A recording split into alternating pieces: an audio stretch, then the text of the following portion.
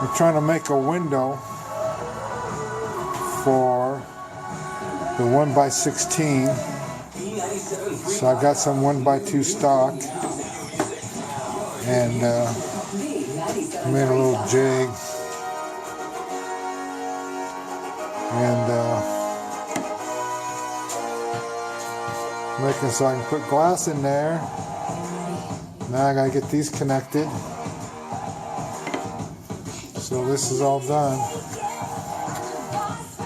So what I did, I cut the 45s on the DeWalt miter saw, and that came out. Those came out perfect. I didn't set that saw up or anything. That's just the way they send it, man. It's perfect.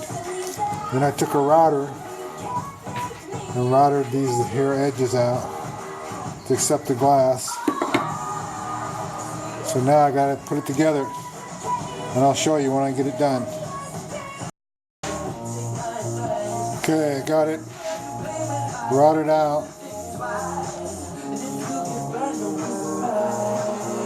And I got it clamped. Looking pretty doggone good. Think it'll accept the window now. Sweet. Okay, it's glued and screwed. My little window frame, 1x2 window frame is done.